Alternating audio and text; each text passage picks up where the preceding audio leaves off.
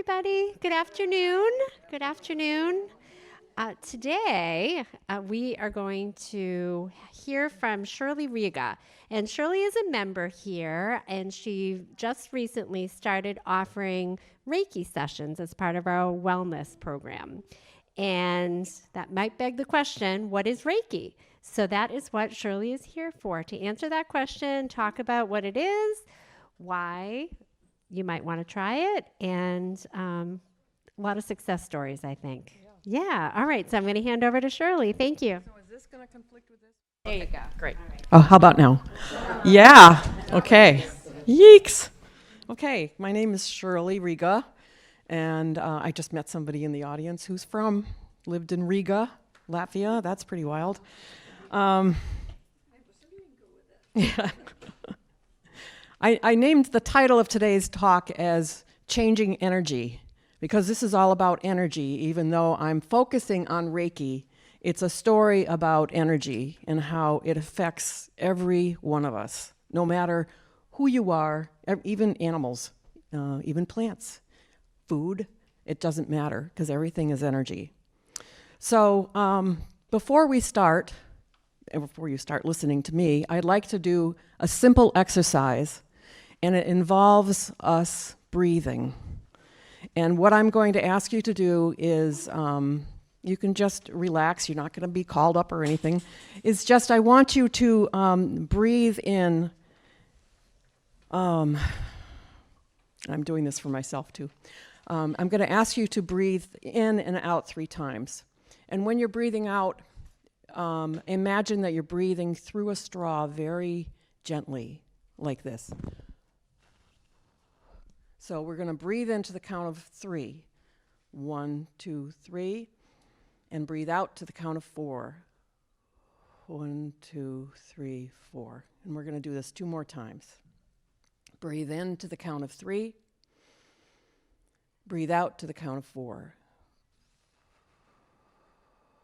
No force or anything. And 1 more time. Breathe in to the count of 3. Breathe out to the count of 4. So, what we just did is we changed our energy by breathing. And each of us has the capability of breathing, and we can call in that exercise when we're feeling stressed, when we are standing in a grocery line and feeling harassed. I keep looking at you because you're my safe person there. No, I'm okay. And so, I wanted to do that because what it does is it puts us all into the room in one bubble, because we are all now present. So this is a story about energy, and what it's going to entail is I'm going to tell you my story first of how I found Reiki, because one of the best ways of teaching is through storytelling. So I grew up in Western Massachusetts from a not so great home, very dysfunctional alcoholic father. And so I do believe I was a hypersensitive kid, very much in tune with everything, and it was very hard on me as well as my other 4 siblings. I married my high school sweetheart, and we had 2 children, 2 girls. And my second daughter, born in 1981, was born with a terminal liver disease, just as a baby. Who can figure that out? And it catapulted my family unit into incredible chaos, and it pretty much fell apart. I ended up getting a divorce. Luckily, we lived in Massachusetts, and so we used the wonderful medical system in the Boston area, Boston Children's Hospital. And it was an ordeal. I fell apart. I became agoraphobic. My fear levels, which I already had trouble with, were out of this world. And I was trying to parent a 2-year-old daughter while dealing with my newborn. And so what ended up happening is, and I am jumping, is that over the next 25 years, I searched for every cure I could find that would help her survive. And she passed landmarks of she's going to die by the age of 2, she's going to die by the age of 10, and she just kept going. And so I learned so much about what the medical field has to offer, because we do what we can do to research and learn as much as we can so that we can deal with the battles that we face. And I also went into the alternative medical field and turned over every rock and stone. In that process, I became very ill and got fibromyalgia and chronic myofascial pain syndrome, which is a tough thing because it's an autoimmune diseases that cause unrelenting pain. And so it compromised me. So I was 100% disabled. I couldn't walk. I couldn't use my hands. And still to this day, I still have the utensils with the big, thick handles because it's much easier to use. So in this process, my daughter was still living. I was divorced, and I was in a lot of therapy and getting as much help as I can, as well as going to the doctor's appointments for my daughter. And she was still alive. She had a lot of problems, but we did it. But one day when I was in a bookstore, how things just kind of happen, a book kind of caught my attention. And it was called Feel the Fear and Do It Anyway. And I've talked a little bit about this book with some people, and I think I gave out some copies to a couple of women. But this book, it actually saved my life. And I went on to become very involved with the organization Feel the Fear and Do It Anyway. But I realized as I was falling apart and unable to function and just having to deal with so much that everything I learned, I needed to change my energy because I was depressed. I had an anxiety disorder. I had problems with, I didn't want to talk to anybody, and people couldn't hear the news about who wants to talk about a child that's chronically ill? And so it just became a very, very difficult life. So in this process, and we will get to Reiki stuff, I learned about the power of affirmations. That is using words to change our energy. And so, for example, I had a lot of safety issues. And one of the things I learned to do is to make an affirmation about I am safe. And I hung this up at a little Post-it all over my house. I am safe. Everywhere I looked, I'd get the message. It's like a subliminal. I learned the power of affirmations is much more effective this way in the present moment than it is talking about the future. I will be safe. I don't know if you feel the difference between I am safe versus I will be safe, but there's a huge difference. That is the energy of the power of words. So I learned a lot about affirmations, and I was reminded to be aware of my inner critic, how I talked to myself. Was I being nice to myself? Did I give myself a break? Did I expect so much that I could never meet my own expectations? The voice inside my head was my father. The voice inside my head was a teacher, saying nasty things or just giving me not so much of a chance to be who I was. And so I developed those voices, and they became part of me. And so I learned about the power of being aware of the inner voice. Again, the energy of the power of words. I changed my diet, which helped my pain. And I journaled, and I found Reiki. And it helped me put one foot in front of the other through all the years that I was dealing with everything that I was dealing with my family and within myself. So bottom line, I could not cure my daughter. I prolonged her life. She was not expected to live past the age of 2. And she lived until 32. And the doctors commended me. And I know it was like I was a rabid mother, but I would not settle for anything but getting her to survive. And through the years of journaling, I actually wrote a book about parenting a chronically ill child, which if you know anybody, this is it, self-published. It was like having another baby. So, as I moved from there, surviving, recovering, I got sick again. I developed kidney disease. I became pre-diabetic, and I developed a condition called SIBO, small intestine bacterial overgrowth, which is something that happens when the whole system of the gut biome is off and bad bacteria grows. It's a very painful condition. And I had to change my energy again, and I have been learning and learning, getting a lot of Reiki. A woman named Elizabeth Lesser wrote a book called Broken Open. And it's about the pain of loss, challenges, trauma that break us open, and it feels like it's the end of the earth that happens. But we're still living, and we have to learn from the challenges so that we can cope and keep going. And so that's what I did.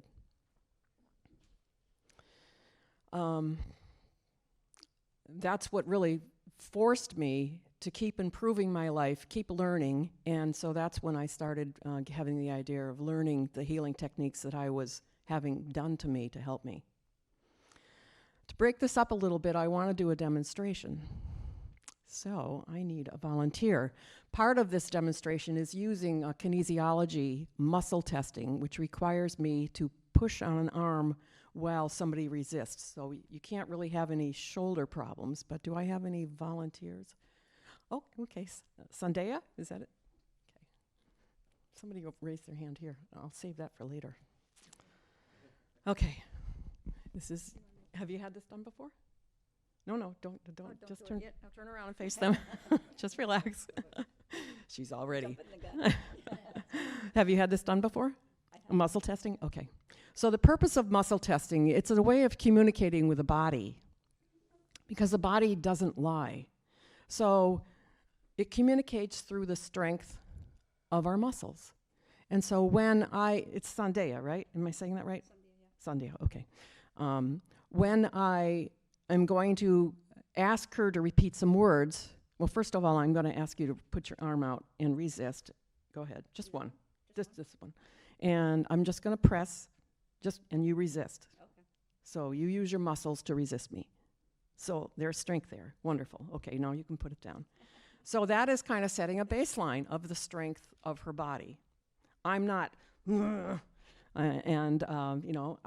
not my intent to hurt you, but what I'm asking is for you to show resistance to my putting pressure there. So now I'm going to, and if you just trust me through this, we're going to walk through this. I'm going to ask you to say 10 times, I am not a worthy woman. Ooh, okay. And just say it and I'll keep count. I'm not a worthy woman. 1, I'm not a worthy woman. 2. I don't like saying this. It's okay. I'm not a worthy woman. 3, I'm not a worthy woman. 4, I'm not a worthy woman. 5, I'm not a worthy woman. 6, I'm not a worthy woman. 7, I'm not a worthy woman. 8, I'm not a worthy woman. 9, I'm not a worthy woman. 10. Okay. I'd like you to put your arm out again and you resist me. And she is mush because what she's saying is lessening her energy. And I want you all to hear this because it doesn't matter whether she says it out loud or silently inside. Right. When we put ourselves down, it lessens our energy. It takes away from us, it takes away our life force. So now we're going to reverse it. And you're going to walk back just as whole, even better. I want you to say 10 times, I am a worthy woman. I am a worthy woman. 1, I am a worthy woman. 2, I am a worthy woman. 3, I am a worthy woman. 4, A worthy woman. 5, I'm a worthy woman. 6, say I am. I am a worthy woman. 7, I am a worthy woman. 8, I am a worthy woman. 9. I am a worthy woman. Excellent. 10. Okay, now resist. And her strength is back. You actually lifted me off my foot a minute. Thank you so much. I hope you didn't hurt. That is the power of words. I want everybody to see the power of words affects us. When we're walking down the street and we're shaming ourselves for just having a conversation and why didn't we do this and blah, blah, blah, blah, blah, it takes away from our life force energy, which is there to help us be healthy. It's there to help us be happy. That's one of the biggest things I learned when I was dealing with things is what was going on inside my head. We become our own best advocates. So, this is where I need to put the microphone down. You want to hold the microphone for me? I want to do another demonstration, but I don't need anybody up here just yet. But what I'd like to do is I'd like you all to take your hands and rub them together. Maybe 10 times. 1, 2, 3, 4, 5, 6, 7, 8, 9, 10. Okay, now They're probably tingling. Doesn't matter if they are or not. But what you're doing is you're activating your life energy. Bring them slowly together and see if the tingling increases. If you feel it, great. If you don't, it doesn't mean it's not there. It's absolutely there. This is our aura. This is our energy body. Everybody, every person has an energy body because we are spiritual beings fit into this, I was going to say a meat sack, but I won't say that, fit into this human body. And so we are all energy, and it's invisible, and so it's really easy to forget, thank you, that it's there. And so, so one of the advantages of becoming aware of our energy just by doing that exercise is that it increases our awareness so that we maybe can keep reminding ourselves that we are energy. One of the things that I have figured out because, you know, here I am almost 70 years old, and I still have Post-it notes in my house of things. They've changed over the years, but this is an absolute help in having me deal with the challenges. And so I figured out this pattern that happens when I want to change a behavior or change something that I'm not happy about. And it's the first step is becoming aware. It's really the first step. The second step is creating an affirmation in the present tense. The third step is committing to it. And the fourth step is being consistent. And so all that is done with a little Post-it note. I have one in my office that says, may all people find compassion for all the way the world is now with all that's happening. That's what I keep repeating to myself when I get so upset about another tragedy is may all people find compassion. May all people find compassion. It's another form of affirmation. It's not about me, but it helps me feel like I'm saying a quick prayer that takes but a second, and it helps me feel like I'm taking action. So, when I was waking up every morning feeling depressed, anxious, worried about money, I was divorced, the kids, you know, stuff happens with the kids, busy, trying to make a living, dealing with an ex-husband. I had suicidal ideation. You know, I was in therapy, I was dealing with a lot. And one of the things that occurred to me is that when I am just waking up in the morning, and it's that time where I'm half awake, half asleep, it's a point when our energy is fully aware, even though we may not be awake, and listening. And so what I decided to do was I had an alarm clock that had a CD player in it, and I created the alarm to turn on oldies music maybe half an hour before I woke up so that it would go on automatically and I'd be waking up thinking about the music instead of thinking about my life. And it actually changed my energy. And I kept doing that, and it became a pattern that I've used for a long time. I actually have trouble sleeping at night, and I use music, as John said, to change my energy, to help me relax, so that when I wake up at 12:30 thinking I've slept 7 hours and it's like, I have all this time left, I just can listen to the music instead of listening to anything I'm worrying about. So, another thing I wanted to say is I had a friend who had a mother-in-law. Her name was Dolly. She suffered from dementia. She was very elderly, and she needed an EKG, and she would not cooperate.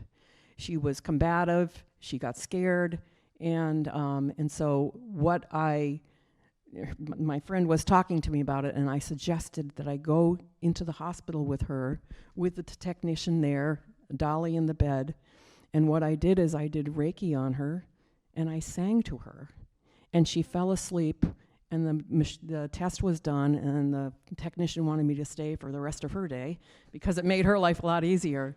But that's the power of changing the energy. Another technique I have, which is really, really helpful for negative inner talk, is every time I say something that's not so great about myself, I either write it down or say immediately 10 good things about myself. And when I started doing that, I had a hard time thinking one good thing. And as I've gotten better at it over the years, I listed 20 good things the other day. Even if it's my hair is clean, even if it's I don't smell today. You know, it doesn't matter. It's a positive thing. And it helps give us positive energy that helps boost our energy so that we can keep going.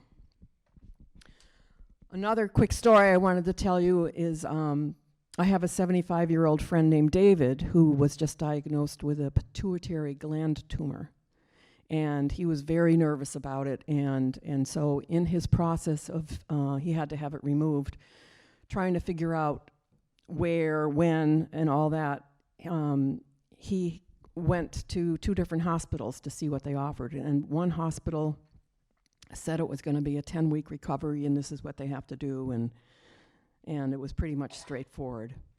Then he went to Brigham and Women's Hospital, which I want to say their name because I am amazed that what they offer.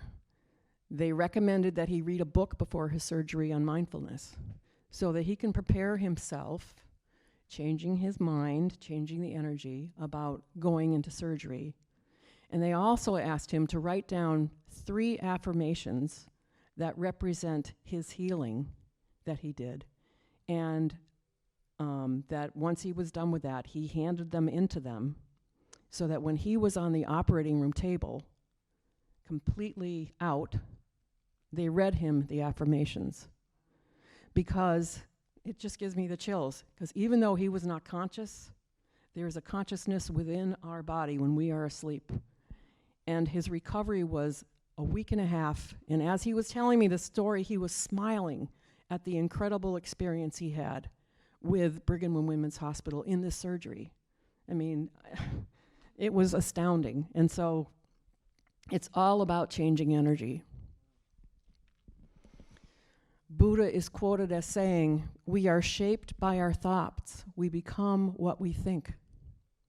Our minds follow our thoughts. Just a simple change like reading a positive statement or saying a positive statement or even smiling changes our energy. So let's get to Reiki. I've talked about becoming aware of our aura. I want to see what time it is. Okay. Becoming aware of our aura. And Reiki is basically, I did have a handout for everybody, but Reiki uses a technique that anyone can learn where I open up my energy system to this universal energy that's out there. It's basically love. And it's whatever intention I hold, I let it go through me and out through my hands, and it's all done with intention. And I'm still amazed when I just did Reiki the other day, and a woman said, "Oh my gosh, you're powerful." And I'm thinking, I am? Because it's an amazing process, but it's all done through offering of myself as a vessel with this energy coming through and moving into another human being, a pet, food, a plant, a situation. It doesn't matter. It can be done on distance. It can be done in person. It can be done touching or lightly above. And it's a process that blesses the person who's giving it and the person receiving. And it's an incredible modality of offering comfort, easing stress, helping someone feel not alone, helping someone feel loved. The list goes on. So when I demoed the rubbing of the hands together to you, you're tapping into your own energy, which is, how can we deny it when we can feel it or feel the warmth of it? Let's see. I don't need to go into a whole lot of detail about the chakra system and the meridians of the body, but there is very, very ancient wisdom around about the energy body and all the meridians that acupuncturists and acupressurists use, and the chakra system where there's, spinning places within our body that, like the top of the head, which is the crown, opens up to this universal energy. But I don't need to get into that. So Reiki actually brings healing into our body, and our body is preconditioned to find balance all the time. So if we add this positive energy to a person's body, it helps boost their ability to heal themselves. And so it works magic everywhere. My daughter had it many times when she was in the hospital. She also had music therapy because music changes energy. And nowadays, Reiki is on the list of hospitals. If somebody requests it, nurses have learned it and they come down and give it. It's an amazing thing, and it's growing in popularity. So there's lots of ways for what Reiki can do, but I thought what I would do is, I didn't get a chair out. I thought I'd just do like a simple demonstration of what a Reiki session would look like. It's Reiki can be done on a table where somebody is flat, or they can be done in a chair. And what I offer here is in a chair, and it can just be 15 minutes long, and it'll go where it needed and fulfills what has to be done. And the person leaves, and they might not feel anything, but their energy has changed. And it's something that I feel so blessed to be able to give, and it blesses me, like I said. So I need another willing victim. Up. Okay, Ellen, why don't you come up? To sit here. Huh? Yeah.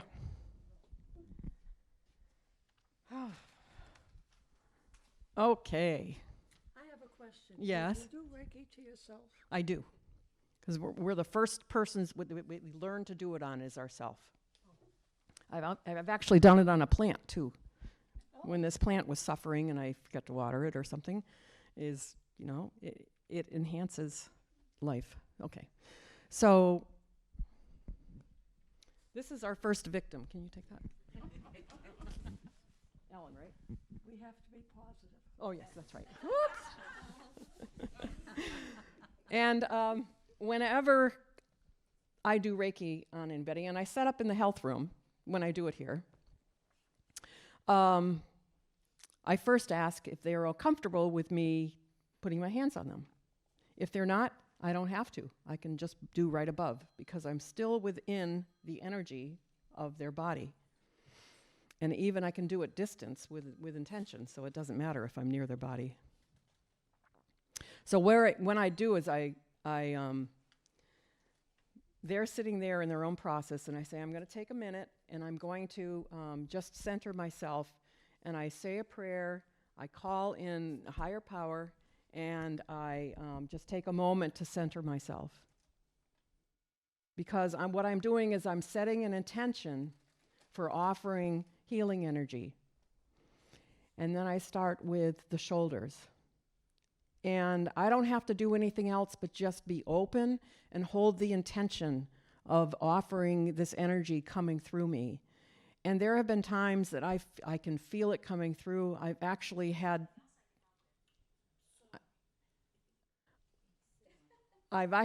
times when I feel, and I can't explain it, but geometric patterns on my hands when I'm touching somebody. And I have said that to my Reiki teacher, and she says, that's beautiful. And it's like, it's this higher consciousness of wisdom that's coming through me as energy. So once I am done feeling like it's complete, and sometimes it's 3 minutes, I just get the feeling like it's time to move, and I move to the head. Can I touch you on your head, Ellen? Okay. And the head is very sensitive. And I hold my hands here, allowing the energy to move through me. And her job is just to relax. She might want to imagine, like somebody rubbing her head in a way that's comforting, like we had as a child. whatever it is, wherever she goes, that's her business. But I'm doing the same thing of offering the energy. And then I move to the ears, but I don't cup the ears. I go outside of them. And then I move here in front of the forehead and back. And so I'm offering it here. And I can actually feel, as I become more sensitive to this, I can feel the energy now, like a little pressure right in my palm. And then I move down to her throat area, but of course I don't touch her throat. That would be inappropriate. But I hold my hands above. And then I move down to the heart. And the heart chakra, the heart energy system, is not only in the front in the energy body, but it's also in the back. So, nope, you just surrender where you are. And so what I'm doing is holding both, and then I move there, and I usually have a chair to sit down, and I move down to the solar plexus, which is the emotional energy center that we all have, and I offer comfort there. Sometimes I even get information if somebody's feeling upset. I can feel it, and so the energy is comforting. And as it was with the heart, the emotional energy system has a front and a back area so that I can do both. And then we work down. I oftentimes put my hands on the knees and maybe check in with how they're doing. I can even do the feet. If there's any place where she's having any discomfort or she's emotionally upset because of a loss of a loved one or something, I put that in with my intention to offer comfort. And it's like getting a hug. It offers somebody the ability to not feel so alone. That's all I'm going to do today. Okay, thank you. Thank you. Thank Ellen. So that's kind of a little brief visit of what happens in an energy session here. I also, Reiki sessions can last up to an hour. And I actually work with a Reiki practitioner, my teacher, and she works on me for 2 hours. And oftentimes it's, I fall asleep and then, wake up and feel embarrassed and all that stuff. And they say, oh, they're used to it.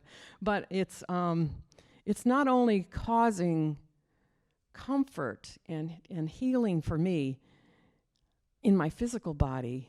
So much happens. I sleep so much better when I have Reiki. And sometimes I even think clearer.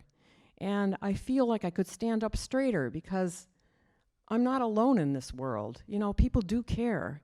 And at our age, with the challenges that we all have as we age, it's not an easy process. And it's a lonely process. And it's, God help me if I start worrying about the future.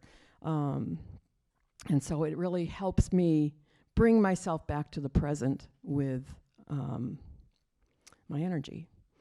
One of the handouts that I gave to you, besides what is Reiki, is a list of techniques that can help with anxiety and worry and things that occupy us when we are dealing in the public and feeling frenzied with the challenges that happen. I've had this list now of, probably 15 years, and I created it because these are things that I have done over and over again. One of them I want to say is the coin passing one that I think is one of the first ones on there, if I'm not mistaken. Oh, last page, okay. Sorry, thanks. How many of you here knit? Okay, and wonderful. Knit. Knitting is one of the exercises where we use bilateral movement with both hands. And there's so many other things that we do bilaterally, like walking every day. And but when we do on purpose bilateral movement with our hands, it calms the brain. So that if for any knitters, when they sit and knit, how wonderful. They almost get into a zone and they become relaxed. And, you know, we can do it when we're riding a bike. We can do it with other things that use the bilateral movement. But using a coin, this was taught to me probably, 35 years ago by a therapist as I'm waiting in a doctor's office with triggers of hearing a baby cry that starts the panic attacks that just, you know, sets me over the edge. I lived with that for years and years. If I just hold something in my hand, which I use a coin, and pass it from one hand to the other, you know, very innocently, I don't have to make a big deal about it. It calms my brain. When I'm standing in a grocery line and I'm triggered for whatever reason and feel the rising panic, just pass. I have the coin in my pocket, one hand to the other. This is it. That's all it takes. It's a bilateral movement that calms the brain immediately. I've used it when I was dealing with I ran out of medication and I had to explain to the pharmacist why I needed it. And it's so hard talking to strangers sometimes when you feel like your heart is shredded. And so what I had to do was that I had to wait for the prescription to be filled. And I could not wait in the store because I couldn't handle it. And so I went out to the car and passed a coin back and forth, and I fell asleep. Was but for a brief moment, but I nodded off. That's how lulled I became because of this activity. All these exercises, and I'm more than happy to explain any that you don't understand, help with calming down, reminding us that we're not alone, allowing the power of music or the power of words or whatever other techniques that are on there, because I don't have it in front of me, help us deal with life day in and day out to change our energy. And really, that's the essence of what this is. It's all about becoming our own best advocates, learning to kind of examine what's going on. Am I happy? Why am I not happy? What's going on? Oh, I'm worrying about this. What is it exactly you're worrying about? I'm worrying about not being able to pay my bills. I'm worrying about,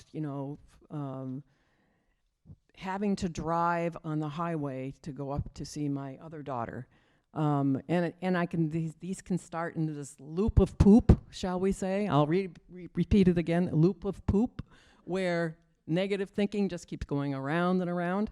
And so I figure out what it is. I become aware of what it is that's bothering me, and I become my own best advocate. Become aware what's bothering me. I create an affirmation. I am committed to doing it so that I read it or post it or whatever it does, and I'm consistent about it.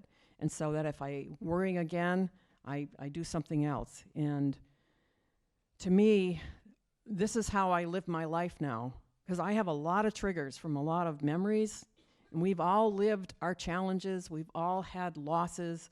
We all have fears. We all have our aging bodies and not knowing what's next.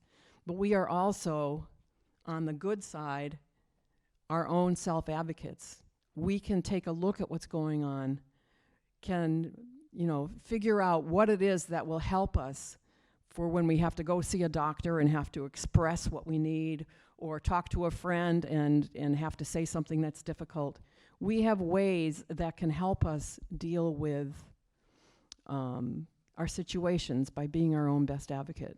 And that's really how I plan to live the rest of my life. And I have gone through enough suffering that what makes me the happiest now is taking care of myself and helping anybody that comes my way. And so that's what I've become, is a healer. Who knew? So I'd like to open it up to questions if anybody has questions. I also have a little bag of coins that if anybody wants one, I'm willing to give them away, because they have been with me now for quite a long time. And so anybody have any questions? Yes, in the blue first.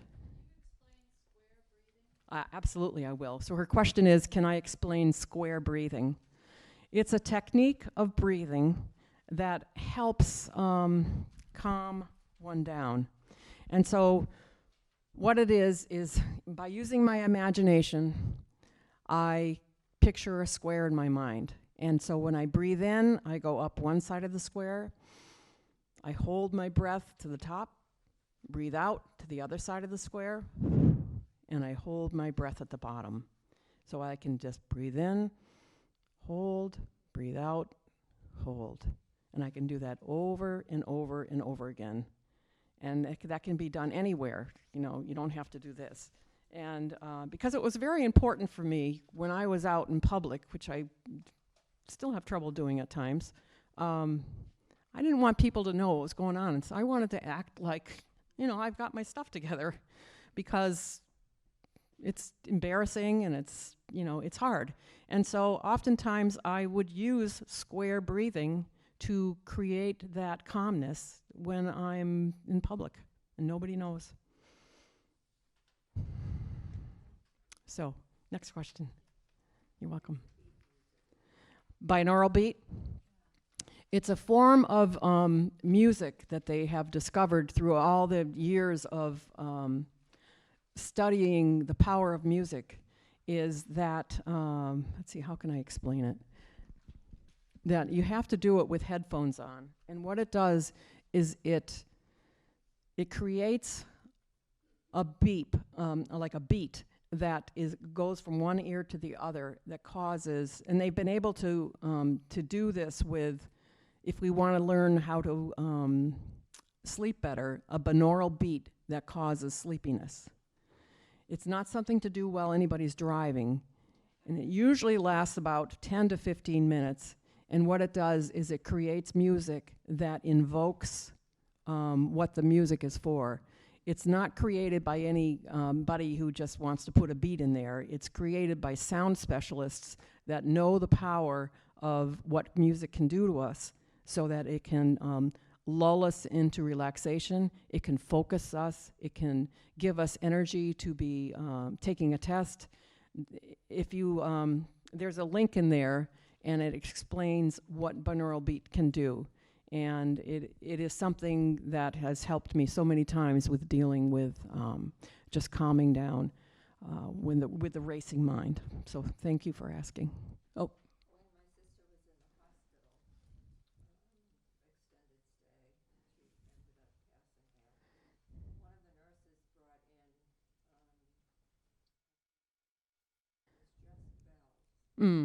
Yes. Calming bells. There's so much music therapy out there now, more than there ever was before, that causes just this relaxation. It's like something within us that just rises to the comfort of it. And sometimes bells are helpful for somebody, and sometimes they're not helpful for others. I actually have a crystal singing bowl that I can play that's very calming to me. But when I did it in public once, the woman ran out of the room, and she says that noise will cause her to have a, what was it? Huh? A seizure. Yeah. And so because of sound. And so it was like, well, that I'm not going to do that again. Did you have a question? So where would you get this music with the beat? Is that a tape that you buy that you listen to? Yes, there's a link in there. There's on YouTube, they have them there, binaural beat music. And you can get CDs that have that.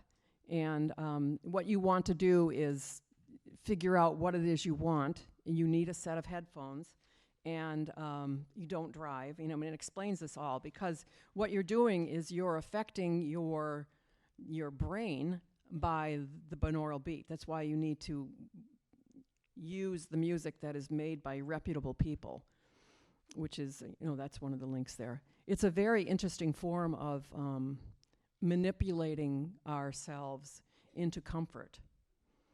So, right. I ask Alexa for ambient noise, and then I tell her I want ocean sounds. Wonderful. So that's, I fall asleep. Yes, absolutely. Yeah, I actually meditate to a dark brown noise. And don't ask me how people do it, but it's this low rumbling sound that comforts me and allows me to be silent. So there's a lot out there. Yes, sir. Is there any correlation between the energy that a person generates to transfer it to the body fascia? Absolutely. Absolutely.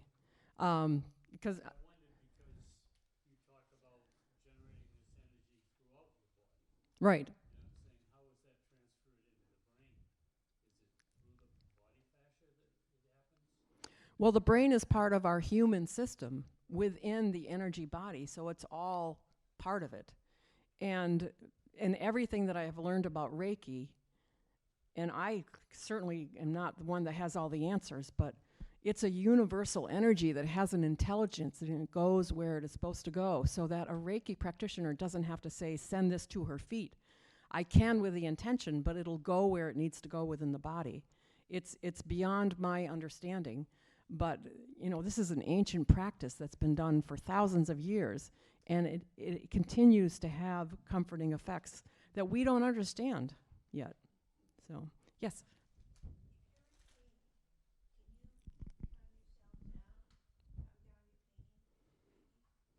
I absolutely have done that myself, yes. It doesn't mean that the pain will go away. It means that my brain becomes calmer so that I can breathe better and allow myself to be with the pain instead of resisting it. I don't know how else to explain that. Because oftentimes pain gets worse when we resist, tighten up, hold our breath, can't deal with it, and it just gets bigger and bigger and bigger. And I've had this myself, when I take a breath and relax, I can be more with the pain, and it isn't like so overpowering to me that I can't handle it. Yes, you're welcome. It's very helpful with that. Anybody else? Oh, yes, Gloria. Oh, sorry. A couple months ago, one of my daughters, she hasn't lived at home a long time, but she was staying overnight, so she was sleeping with me. And I had fallen asleep, and I woke up, and I'm like, what the hell? And I woke up, and I woke up, and I finally Yeah, I'll repeat it when she gets there. leave the water on in the bathroom. You were wondering if the water was running in the bathroom? Ocean. She puts her to sleep. And Oh. I woke up thinking there was water running. Oh, so it was on I a, had no, she, I had no idea she did this. I mean, so she had a music playing of the ocean. It helped her sleep. Yes, absolutely. And I woke up thinking, And it can be agitating to others. And you might have found that very comforting if you knew ahead of time what it was. But waking up thinking, oh, the water heater broke and it's running through the living room. Yeah, it is funny. Awareness is an amazing ability to help ourselves. And we all have awareness, and how to use it so that we can improve our lives, I think is a really important message. Any other questions? Did you have a question? yeah, do I have to write affirmations in order to have Reiki? No, of course not. Affirmations is just another tool for, she knows me, so she's kind of harassing me here. It's another tool to help change the energy, to help call in the present moment, to reaffirm what we want to have happen. I've had a lot of experience creating affirmations, and I'm more than willing to help anybody who wants to say, this is what I'm dealing with, what would that affirmation be? Because it makes a difference what we say, what we read, what we think. How about anybody else? Yes? Will Reiki cure my physical problems? Well, I'd like to think it would, but I think it allows us to do the best we can in raising our energy so that it'll assist all the other help we can get with the other ways of healing, whether it's through normal medical route or alternative. So it's another modality that assists it, because it didn't cure my daughter. But it comforted her. You know, I can't explain anything, but there's a wisdom greater than my understanding about what life is all about. And I've often asked these wise people how a baby could be born so ill. I mean, I can see how somebody who, you know, didn't treat themselves well and gets ill, but a baby who was born so innocently. And what I've discovered and have learned to accept more and more, that my daughter came into my life as my teacher. Because, oh my God, what I have learned, it has changed my life. It changed her sister's life. It changed everybody's life around her. And it's not an easy story, but it is the truth that I learned so much from her about myself. So yes. I have a comment. Comment, okay. About 10 years ago, I had Reiki for the first time, and it was a long session, like an hour and 20 minutes, and the practitioner went around my body, and she kept coming back to my left knee, and she asked if I had any pain or feeling afterwards, after she used crystals, and I said, no, I don't. And she says, well, just be alert to that, because I sense warmth and I sense some disease. And about a year and a half later, I started to feel pain all the time, and it got worse, yeah. And then about 4 years later, I ended up having a knee replacement. Oh my goodness. And I thanked her, and she said, oh, I didn't discover that for you. I just told you to watch out for it, and you were alert to it. And you might not otherwise have been willing to be open to it and fought it. Right. Wonderful story. And so I've said it to her several times since, and she's, stop thanking me. Yeah. You know, all I was a vessel for you. Exactly. It was fascinating. It is fascinating. I wish I had all the answers to it. When we're trained in Reiki, and a person's body is in front of us, we start up high until we feel the resistance and we can feel their aura. And then we were trained to scan. And while I was doing this on somebody, and we're all guinea pigs, you know, all the students together, I scanned this woman's body, and then the warmth went away and there was nothing. And then I kept going, and the warmth came back. And so I said it to the teacher, what does that mean? And so the teacher asked the student, have you had a hysterectomy? And she said, yes. That affected her aura. And so by my doing Reiki on her, I can bring up that energy that was lacking because of an insult in her field that caused from surgery. And she's just going about her day fine, but it's in the energy field. You've heard the phrase that disease all starts in the energy field. There it was. It was amazing. I was amazed at that. That was an incredible demonstration of what the energy body tells us. So I'm not surprised when she felt heat. I have felt bumps before. I have felt hot and cold, and of course that lack of nothing there. So it is amazing. The more I do this, the more sensitive I become to feeling it. And a Reiki practitioner we're never allowed to diagnose or anything. We can just pass on what we feel, and and people take that into account. So, yes, in the back. EFT, yes. That's the emotional freedom technique. That's on the list. It's a form of tapping on the body that it's changing the energy pathways of certain places where we hold messages that create tension. And so I used that quite a bit. In fact, most every day I do Qigong now, and that uses the tapping as well. That I tap right here, here, here. This is, here is, what is this? I can't remember. Huh? No, it's an emotional place for tapping. Tapping is a wonderful way to deal with being, all of a sudden, the overwhelming feeling of nervousness comes. We can start tapping. There's an actual video on that link that somebody gives a live demonstration using a veteran of war who comes back with PTSD and gets triggered, and how he has learned to tap when he starts feeling it, and it calms it down right away.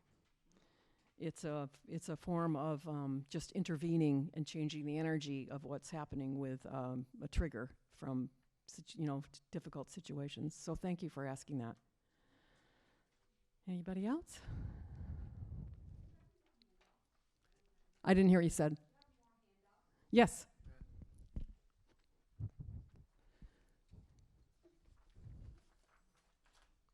It's just about 2 o'clock. If you're interested in having a Reiki session, just let the front desk know. I think there's appointments left in April. And I only offer an hour here because that's what they're limiting it to, but I can do 2 hours if they get enough requests. So, and it's $10 for 15 minutes.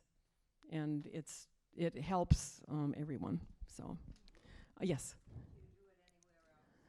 Well, I've been thinking about that because it's hard. I don't have an office. What I've been thinking about is that I'd be willing to go to somebody's home and offer it for a half an hour. I have to charge more because it's me driving there, but I'm willing to do that. And if you're interested, I can give you a card. Oh, I should say I do have cards up here, and I do have a trifold for more information. So, anybody else? I survived. You know, years ago, my sister died in 98, and she was only 48. Do you have you're waiting for a, oh, okay. Oh, okay. Hold on, Gloria, because nobody can hear you.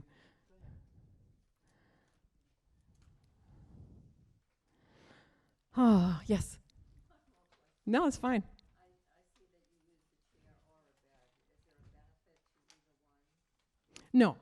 No, it's very effective either way. Absolutely either way. I prefer to offer it when people are here working with me for an hour because they can just let go and not hold themselves up in a chair.